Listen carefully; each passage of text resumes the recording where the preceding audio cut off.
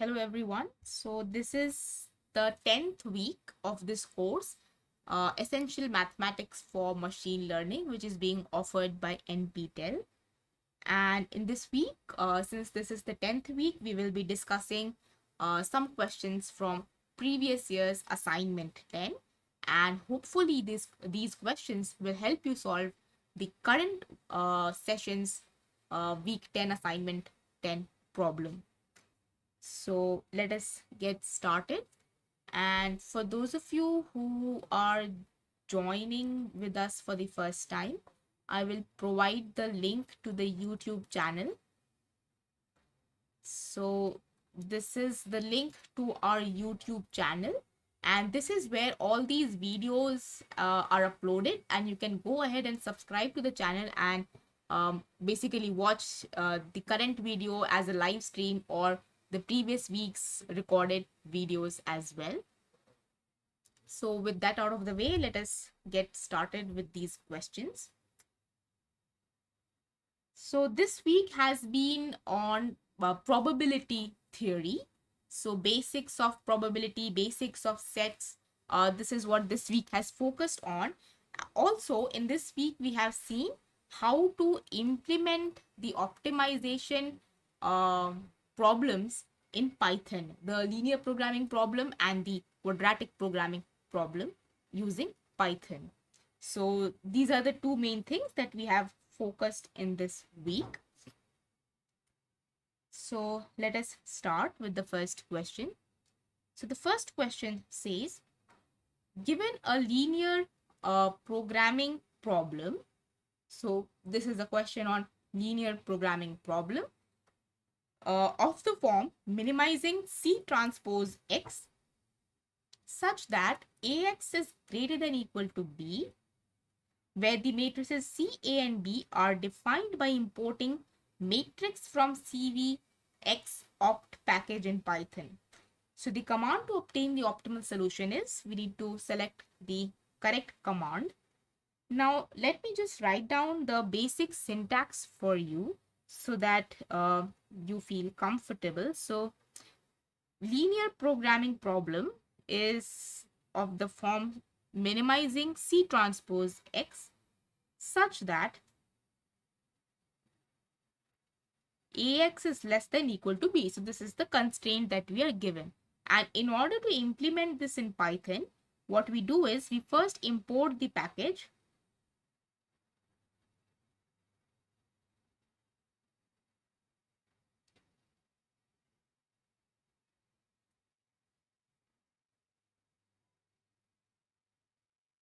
So we import this package and then we define the matrices. So A is a matrix and then you would have some numbers over here. I'm not putting in the numbers, just some numbers you would have over here.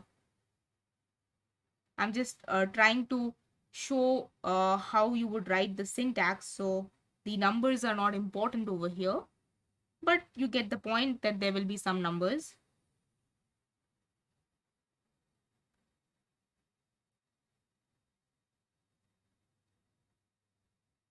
And then you would use the solver. So solvers.lp for linear programming problem, and then pass the matrices C, A, and B in this particular order to solve the problem. And then you would display the solution by print like so. And these matrices, basically these matrices over here is defined column wise. So matrix is defined column wise. And the numbers are with floating point precision. That means decimal points you need to give.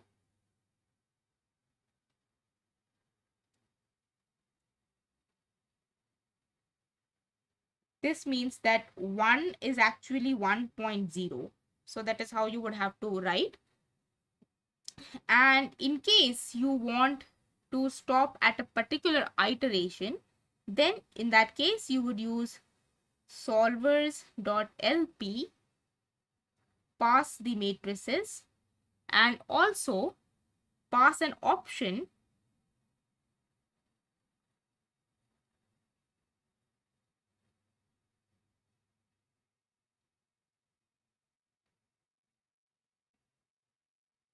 Let us say whatever ith iteration you want to stop at. So this means it will display the solution up to I iterations. So this is the syntax that we have for linear programming problem. Now in our case, our constraint is defined as ax greater than equal to b, but we want the constraint to be of the form ax is less than equal to b. So what we would do that is, this can be written as minus ax less than equal to minus b.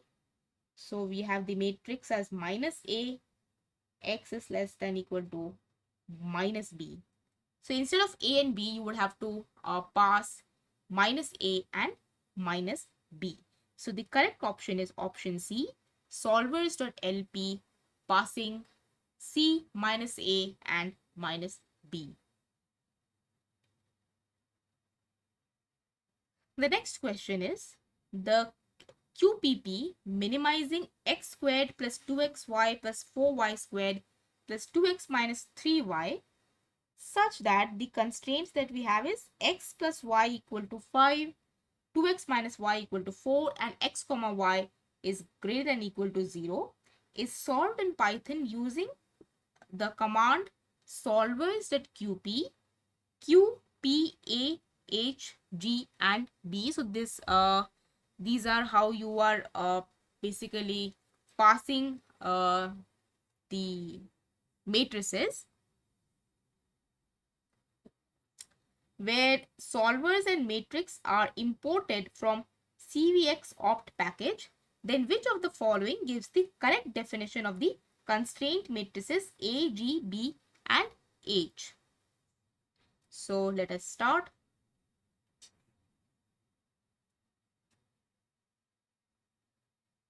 So before that, this QPP means quadratic programming problem.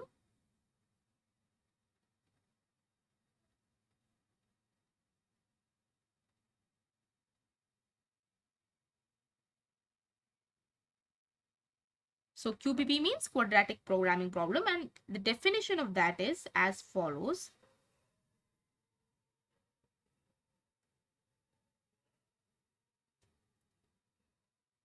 Okay.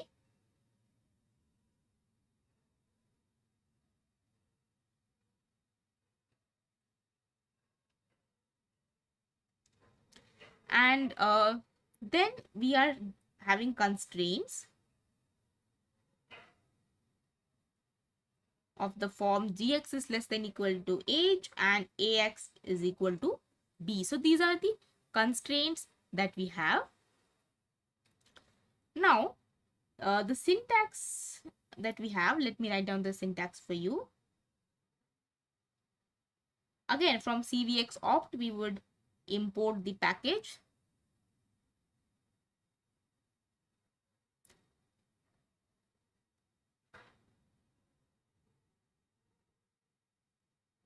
Then we would define the matrices.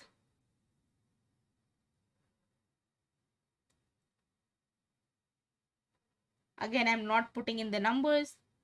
They are not important for understanding the syntax.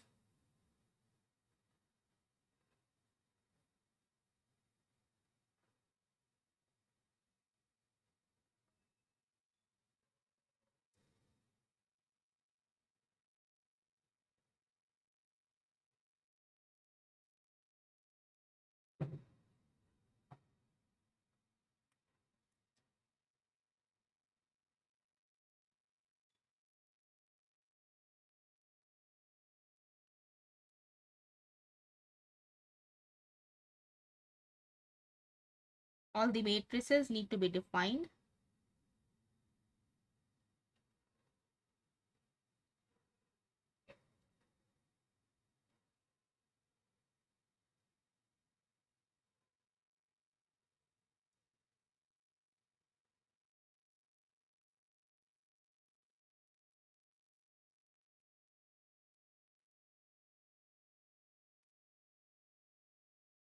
And then we will find out the solution by using solvers.qp, and then we will pass all these matrices.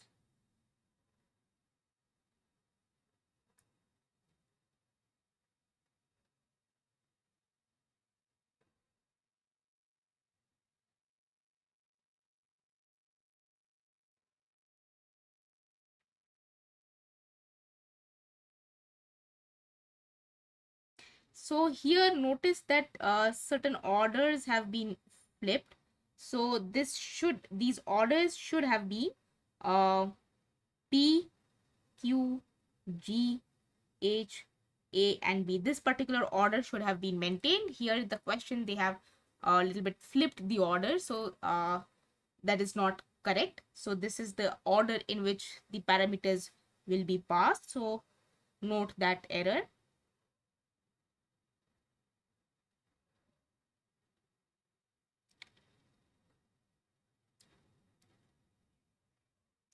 So this is the syntax that you would use. And again, all these matrices are defined column wise.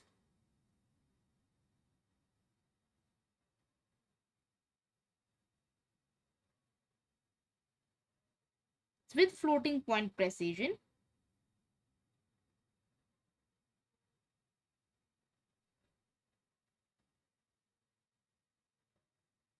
That means 1 is essentially 1.0. That is how you would write it. Now let us come back to our question. So our question is, we have to minimize x squared plus 2xy plus 4y squared plus 2x minus 3y under the constraints x plus y equal to 5 and 2x minus y equal to 4 and x comma y greater than equal to 0. So this can be written as follows.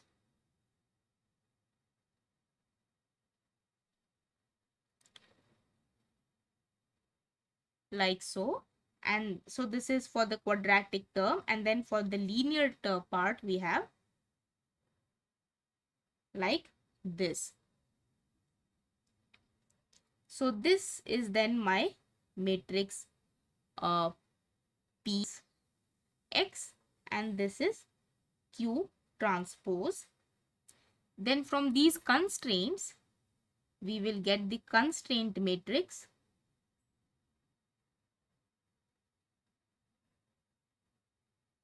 So this right here is A and this is B, and this constraint can be written as follows. So that means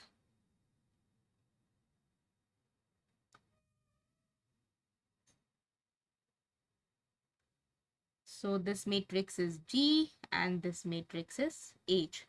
So let us see. So H is 0, 0. So 0, 0, H means either option B or C is correct. And then we need to see from option B and see what the matrix A is, because that is the defining difference. So matrix A is 1, 2 and 1 minus 1. So column wise. So if you write it column wise, this is 1 and then with floating point precision. So 1, comma 2 and then 1, comma minus 1. So this is the matrix that we will have. So A is 1, 2 and 1 minus 1. So the correct option is option B.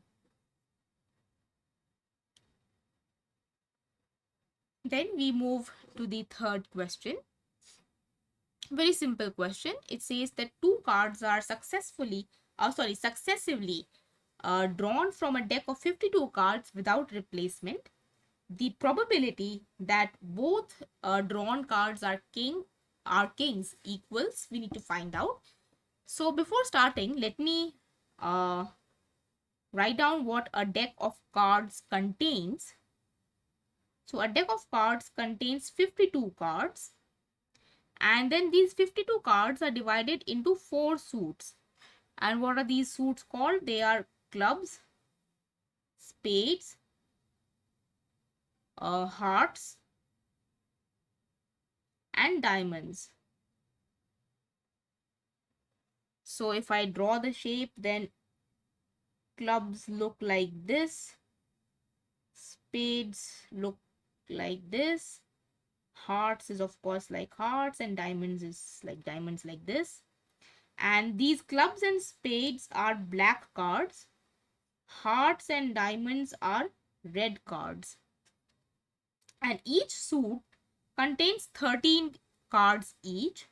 So 13 each in these suits, and they are as follows: king, queen, jack, and then uh the numbers 10 to 1. So these are 10 of these and 3 of these, king, queen, and jack. And this one is also written or made as ace. So that is ace card. And these king, queen, and jack are called face cards. So these are basically the important terms. So if you are told that we draw a face card, you know what a face card means. It is king, queen, or jack. If you are told that the drawn card is hearts, you know that you have a suit called hearts and there are 13 cards in that particular suit. If you are told that the card drawn is black, you know that there are two suits which are black, which is clubs and spades. So total of 26 cards which are black. Like this, you can basically understand the terms of the deck of cards. So let us now come to the question which says probability of drawing two kings. So first time when I'm drawing, I have 4 options for kings. Why? Because there are 4 suits. Each suit contains 1 king. So 4 out of 52. And the second time that I draw, I have already drawn 1 king. So 1 card has been drawn and I'm not replacing it back again. So I'm left with 51 cards and 1 king has been drawn. So I'm left with 3 kings. So 3 out of 51. So if we simplify this,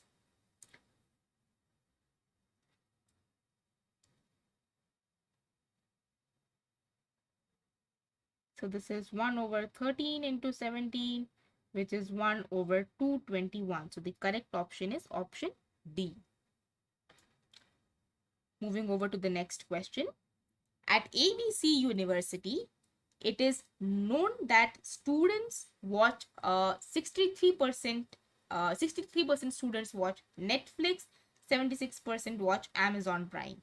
If X% watch both Netflix and Prime, then we need to find out the value for X. So let us call this Netflix as N and this Amazon Prime as A. So and let us say we have 100 students, okay? So let us say we have 100. So universal set is the set of all students. And let us say there are 100 such students. Then a number of students which watch either Netflix or Amazon Prime would be given as follows. This is from the properties that has been discussed in the lectures.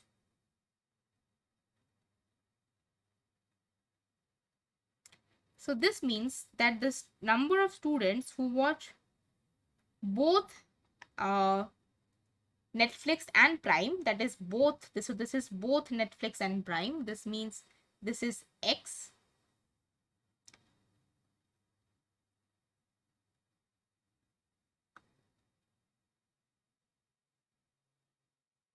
And people watching Netflix, we know, is 63%, so that is 63 out of 100. Amazon Prime is 76 out of 100.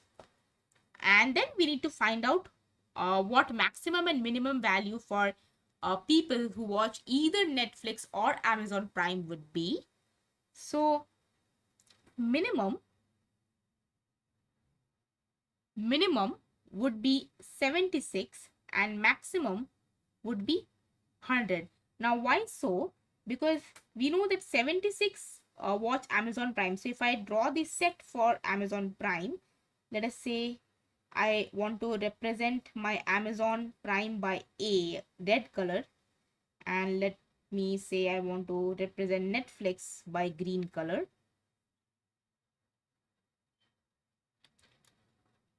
So we have the set, which is students watching Amazon Prime, and then we have some students also watching Netflix. Now, and then we have the universal set, which is total number of students. This is the universal set, total number of students. Now, minimum of this minimum of this Amazon Prime and Netflix union would be when this entire Netflix set is contained in the Amazon Prime set. And why I'm saying that, because Amazon Prime percentage is more, so the entire Netflix set needs to be contained in the Amazon Prime set for minimum.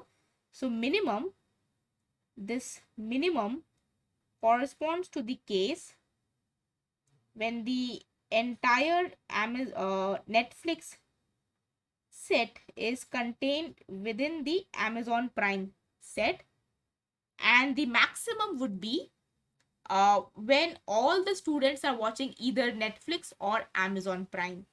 That would be the maximum. Why? Because 76 plus 63, if you think that maximum would be the case of disjoint sets, if you think that maximum would be like if we have disjoint sets like this, then that is incorrect, because 76 plus 63 is greater than 100. You can't exceed the number of students.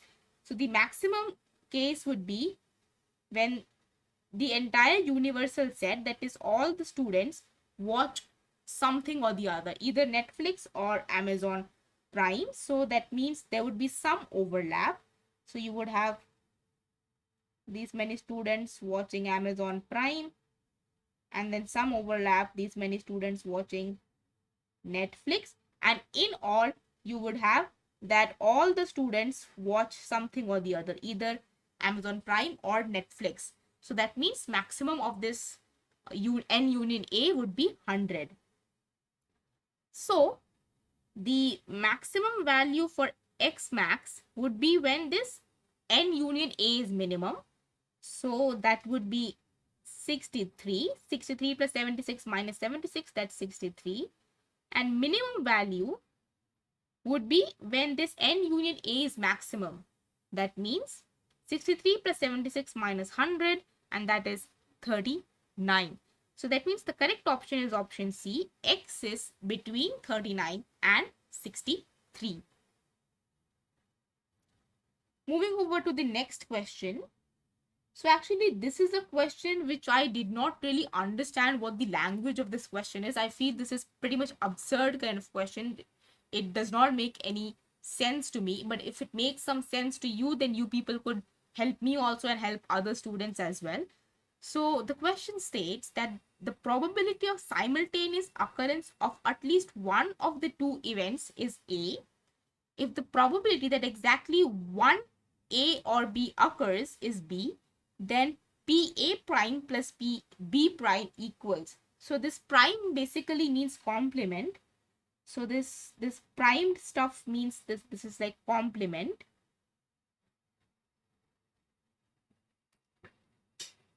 So let's say if a set contains, if there is a set S, and then S prime is the set which is basically all elements which are not part of S. So let's say we have set S, and then S prime is basically elements not in S. So that is what complement means.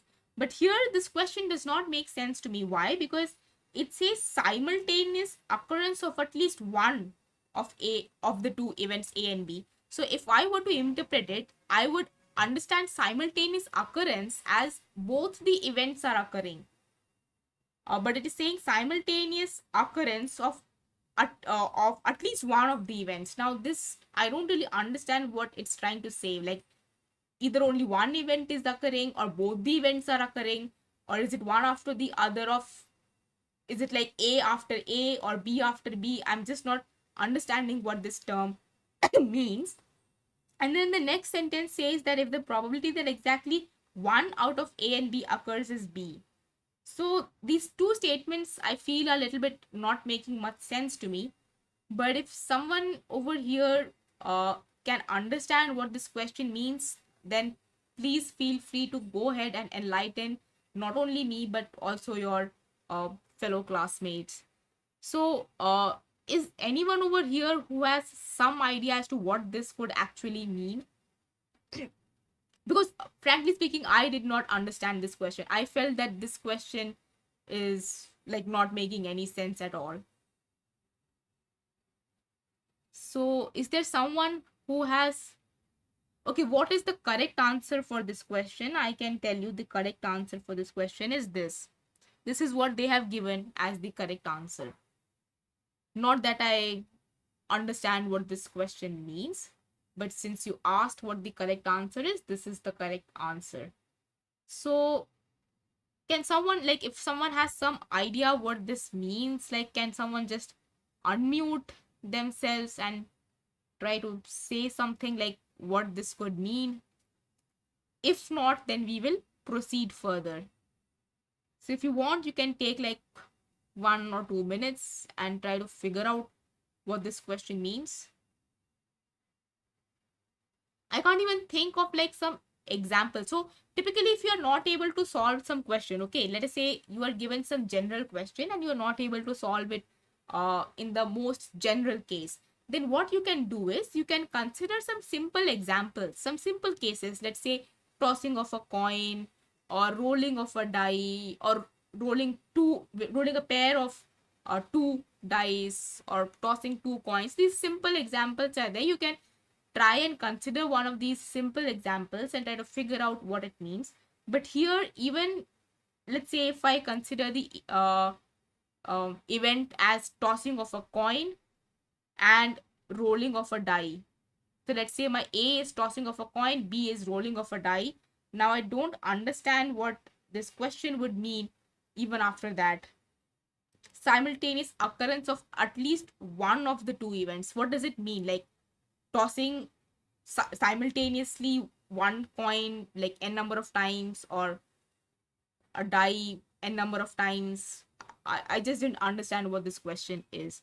So Joshi, this is the correct answer, but uh do you understand this question, Joshi? Like, could you unmute yourself since you asked this since you asked for the correct answer? I believe you have probably figured out something. Uh, Not really. I mean, the question is, I mean, it is actually pretty absurd. So I was just searching for on the web for the answer, and I'm looking for it. Actually, Okay, yeah. So even some explanation on it. yeah, even I felt it's absurd. So as I said, so when you feel that you are not able to solve something in the most general case, then you can try and consider a very simple case. So here this question is about, let's say, two events. So simplest two events what we can think is tossing of a coin,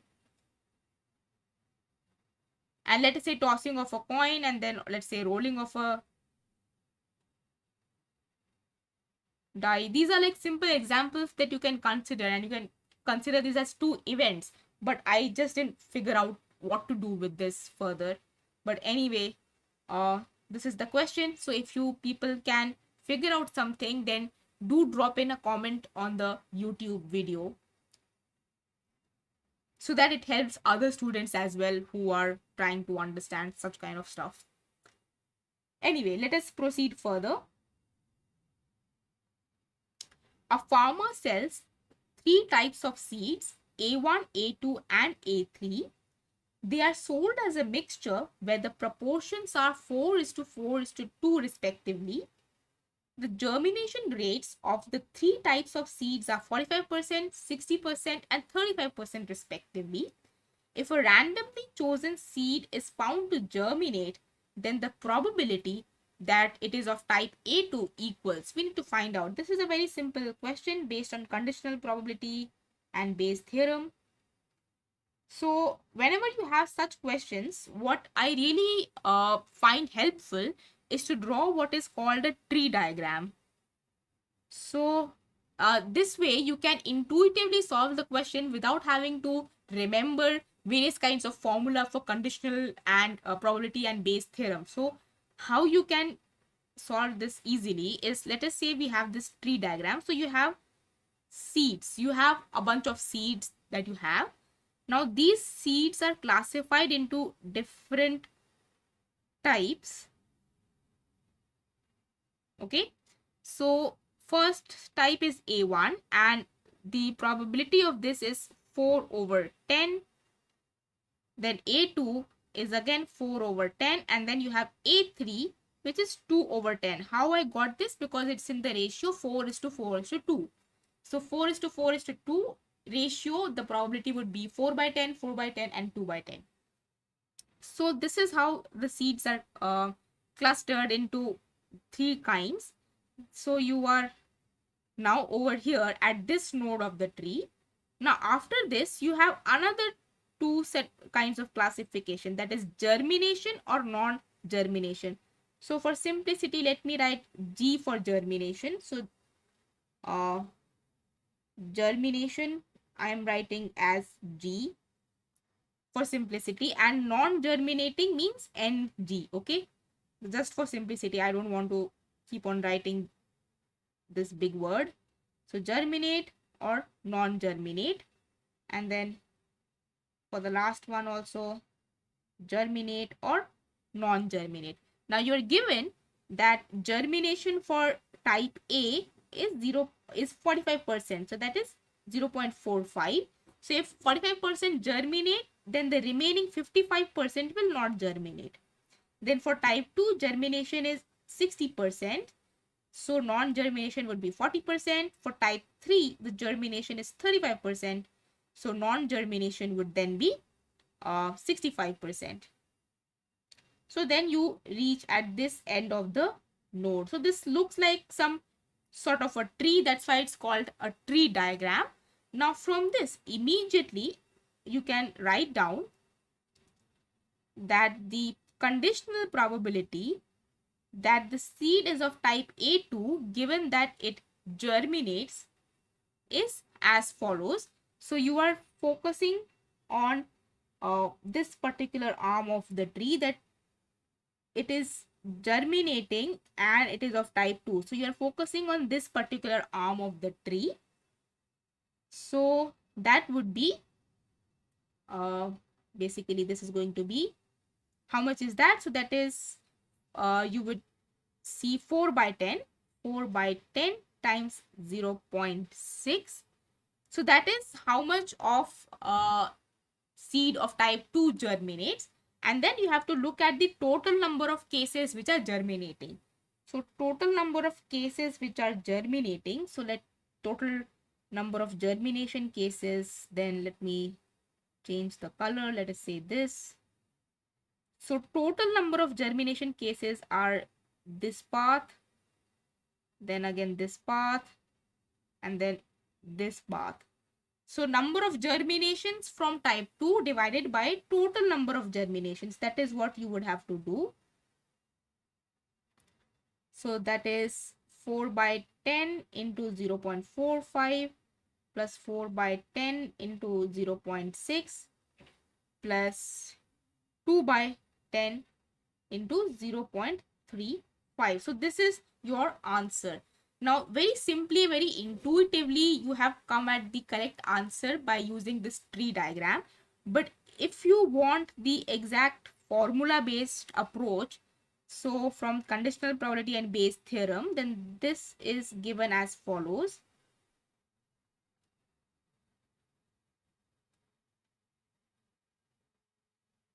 And if you notice, this tree diagram is essentially implementing this formula only, but it just makes life more easy, life easier and more intuitive for all of us.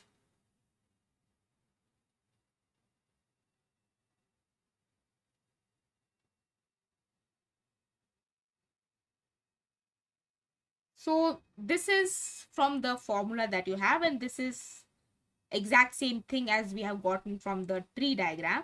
Now all you need to do is simply basically simplify this. So simplifying, I would have 4 into 60 for the numerator.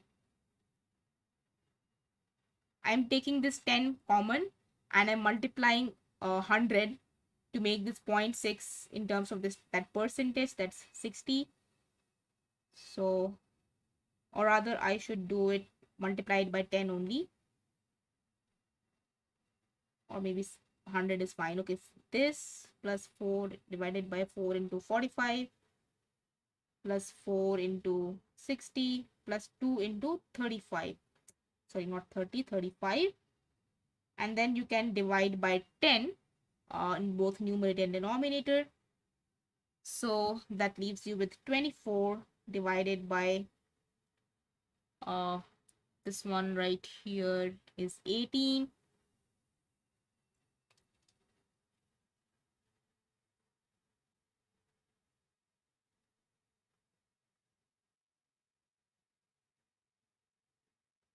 Like so.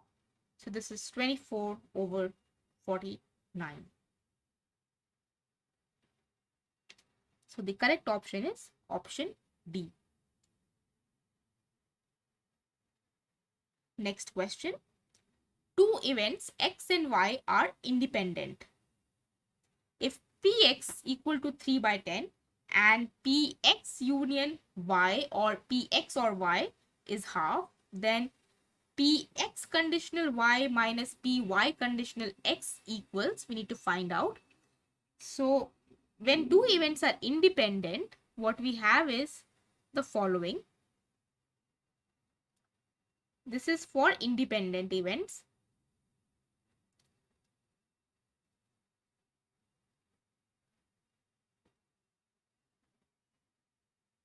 And then Px union Y is given as follows. This is a general formula.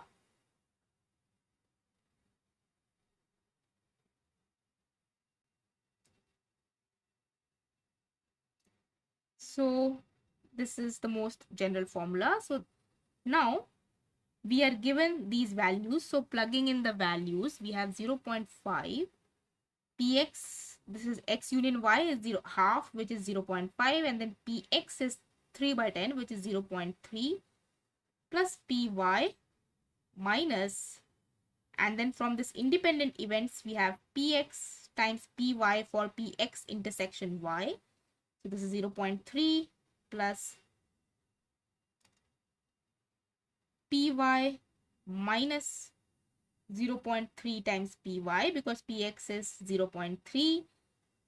So this is 0.3 plus 0.7 Py. So this gives me that P of y is equal to 0.5 minus 0.3, that's 0.2 divided by 0.7. So that is 2 over 7. Now for independent events, this conditional, so this conditional is simply Px and this conditional is simply Py, and this is happening only when you have independent events.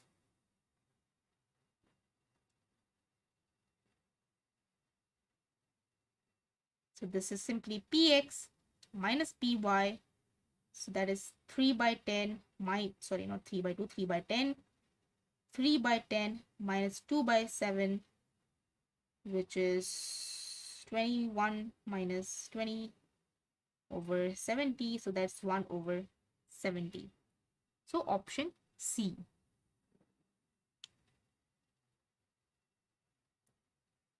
Now next question.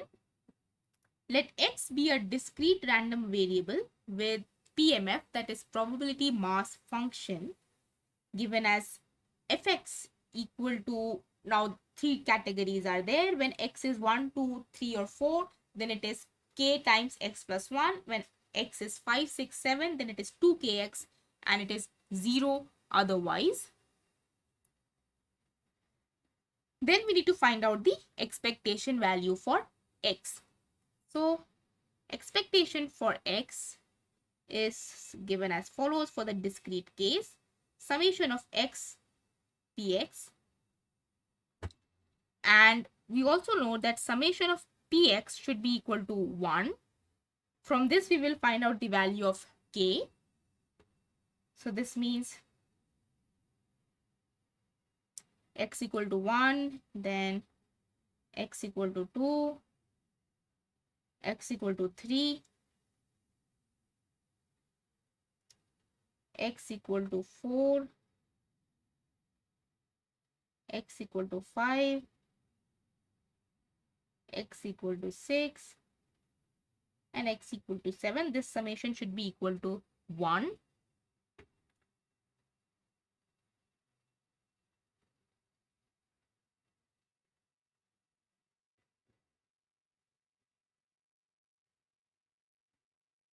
Just simplifying it. So what we get is the sum is 50 times k is equal to 1, which implies k is 1 over 50.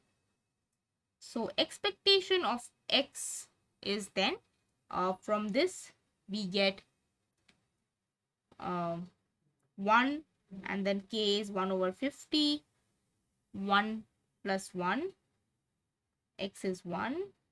Then for x2, then x3, x4,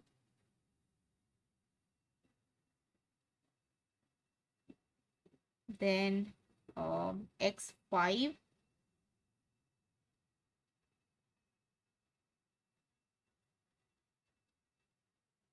x6,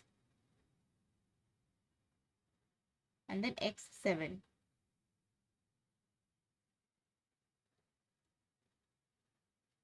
So take 1 over 50 common. Then you are left with 2 plus 6 plus 12 plus 20 plus 50 plus 72 plus 98. So this gives you 260 over 50, and that is 5.2. So the correct option is option B. Moving over to the next question. We have a biased die. So a biased die is such that probability of getting 4 is 1 over 10, and the other scores are equally likely. The die is tossed twice. If x is the number of 4s seen, then the variance of x equals. So we need to find out the variance of x for this particular biased die. So if P4 is 1, then probability of other scores will be basically 9 by 10 into 1 over 5, because there are 5 other scores. So there are 6 numbers. Out of these 6 numbers, one of them, that is 4, is having probability 1 by 10. So the remaining 5 will be having, which are equally likely, so they will have a probability of 1 minus 1 by 10, that is 9 by 10 divided by 5. So that is 9 over 50. Now again we know that expectation of x is xpx, and variance is expectation of x squared minus square of the expectation of x. So let us find out the probability distribution of this random variable. So x is the random variable, px is its probability distribution. Now x is the number of 4s seen, so you can have either 0 4 when you toss two dice. So either 0 4 or 1 4 or 2 4. These are the three options that you can have. So probability for getting 0 4, so that means you have to consider these probabilities. So that means 9 by 50 for the first and 9 by 50 for the second, and there are 25 such cases where you have no 4. So why 25 such cases? You can write down and see the case which has no 4. So that would be basically if you write down the numbers, so that would be 1 1 1 2 1 3. Then 1 4 you don't have to consider. 1 5 1 6. Similarly for the others like 2 1 3 1 uh 4. Now 4 1, this entire row you have to discard, and then 5 1, and then 6 1, and then the sequence. So these two, this row and this column you have to discard. So the numbers that are left would be 25.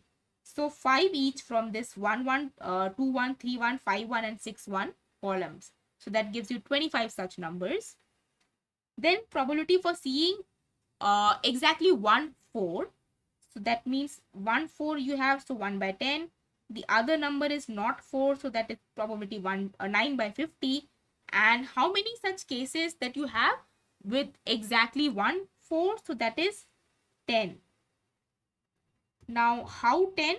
So that is 1 4, then you have 2 4, then you have 3 4, and then 4 2, 4 3, 4 5, and 4 6.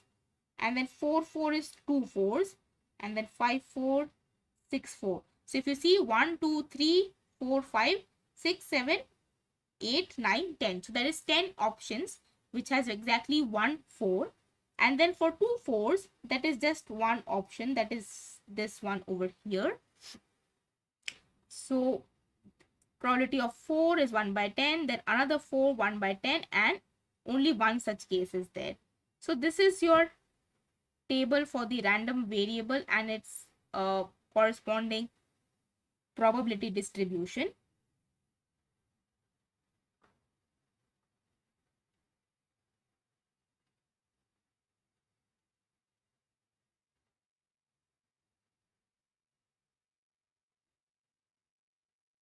And you can easily verify that summation of px is equal to 1. So that is summation of px will come out to be equal to 1. You can easily verify from this over here. So let us find out the expectations. So expectation of x is summation of x px. So first x is 0. So 0 into anything would be 0. Then you have 1, and this px is 1 over 10, 9 over 50 times 10. And then the next x is 2, and the probability is this. So if you simplify it, then you get basically 9 over 50 plus 2 by 100. So that is 20 over 100, which is 1 over 5. Expectation of x squared. So that is summation x squared px. So this is first x is 0, so that will be 0. Then 1 squared times the probability.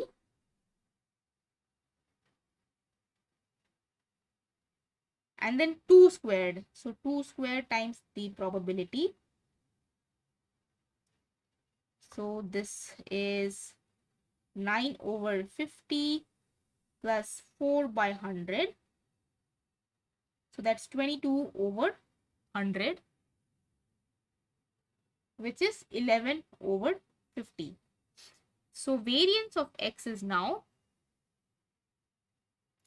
like this.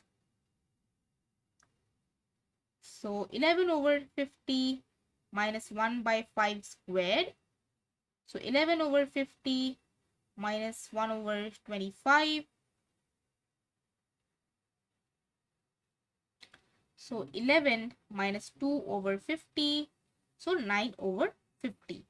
So the correct option is variance is 9 over 50. Now last question. For a continuous random variable x with PDF meaning probability density function or probability distribution function, is equal to alpha x cubed for 0 to 2 and 0 elsewhere. Then we need to find out the value of capital F, which is the cumulative distribution function or cumulative density function at x equal to 1. So the CDF is cumulative density function. And how we find that? We find that as follows. This is for continuous distributions.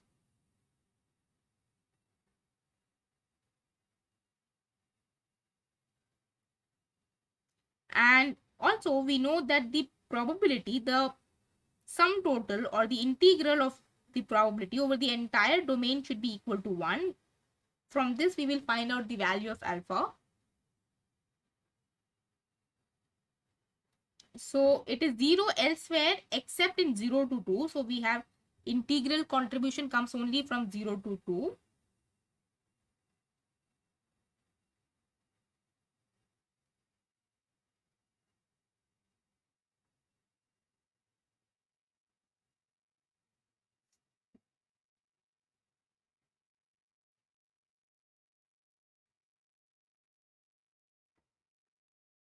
So alpha is 1 over 4. And then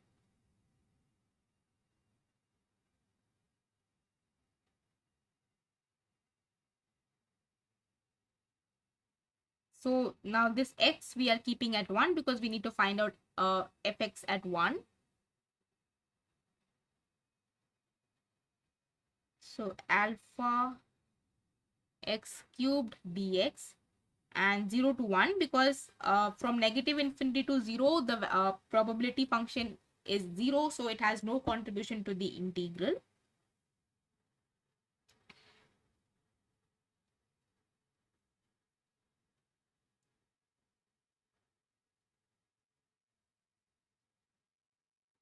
So this is 1 over 16. So the value of the cumulative density function at x equal to 1 is 1 over 16. So this solves this question, and this assignment as well. So this week the focus was on basically on probability theory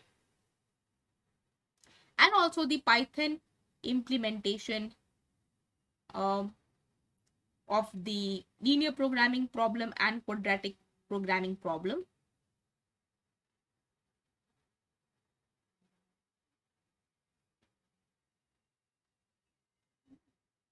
And for probability theory, I would say that you can look at Shom series, so Shom's outlines on probability. It's a very nice book which has condensed concepts, means concepts given in like very simple terms and not too verbose, and then you have a lot of practice problems in Shom's series.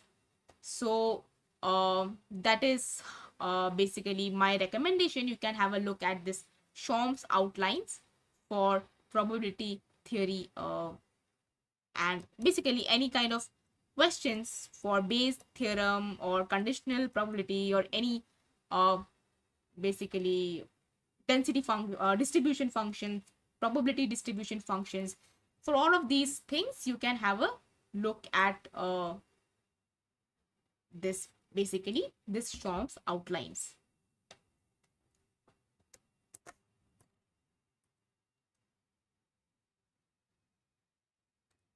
So that is all for this lecture, and yeah, thank you very much.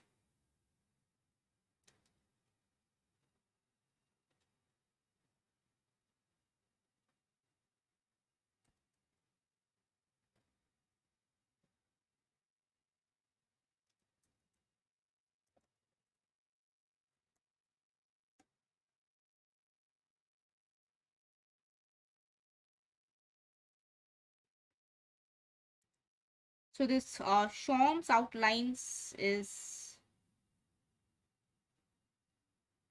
by this particular author, and you can have a look at this particular book.